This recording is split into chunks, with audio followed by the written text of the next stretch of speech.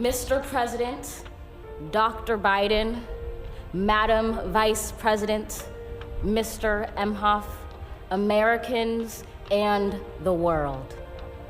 When day comes, we ask ourselves, where can we find light in this never-ending shade? The loss we carry, a sea we must wade. We've braved the belly of the beast. We've learned that quiet isn't always peace, and the norms and notions of what just isn't always just is. And yet the dawn is ours before we knew it. Somehow we do it. Somehow we've weathered and witnessed a nation that isn't broken, but simply unfinished. We, the successors of a country and a time where a skinny black girl descended from slaves and raised by a single mother can dream of becoming president, only to find herself reciting for one. And yes, we are far from polished, far from pristine, but that doesn't mean we are striving to form a union that is perfect. We are striving to forge our union with purpose, to compose a country committed to all cultures, colors, characters, and conditions of man. And so we lift our gazes not to what stands between us, but what stands before us. We close the divide because we know to put our future first, we must first put our differences aside. We lay down our arms so we can reach out our arms to one another. We seek harm to none and harmony for all. Let the globe, if nothing else, say this is true. That even as we grieved, we grew, that even as we hurt, we hoped, that even as we tired, we tried, that we'll forever be tied together, victorious, not because we will never again know defeat, but because we will never again sow division. Scripture tells us to envision that everyone shall sit under their own vine and fig tree, and no one shall make them afraid.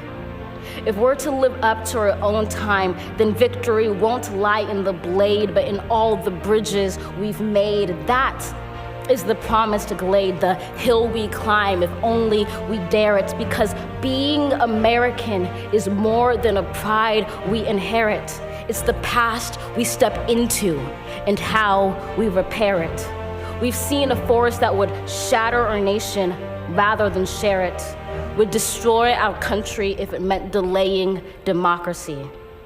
And this effort very nearly succeeded. But while democracy can be periodically delayed, it can never be permanently defeated.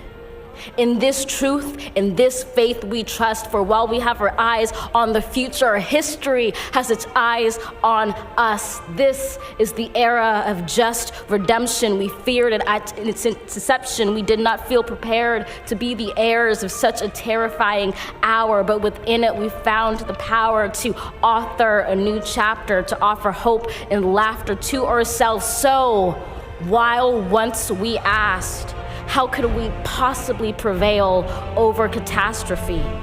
Now we assert, how could catastrophe possibly prevail over us? We will not march back to what was, but move to what shall be, a country that is bruised but whole, benevolent but bold, fierce and free. We will not be turned around or interrupted by intimidation, because we know our inaction and inertia will be the inheritance of the next generation. Our blunders become their burdens, but one thing is certain.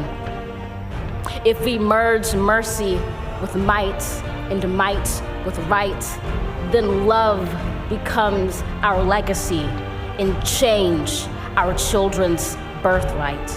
So let us leave behind a country better than the one we were left. With every breath from my bronze-pounded chest, we will raise this wounded world into a wondrous one. We will rise from the gold-limbed hills of the west. We will rise from the wind-swept northeast, where our forefathers first realized revolution. We will rise from the lake-rimmed cities of the Midwestern states. We will rise from the sun-baked south. We will rebuild, reconcile, and recover in every known nook of our nation, in every corner called our country. Our people, diverse and beautiful, will emerge battered and beautiful. When day comes, we step out of the shade of flame and unafraid. The new dawn blooms as we free it. For there is always light if only we're brave enough to see it, if only we're brave enough to be it.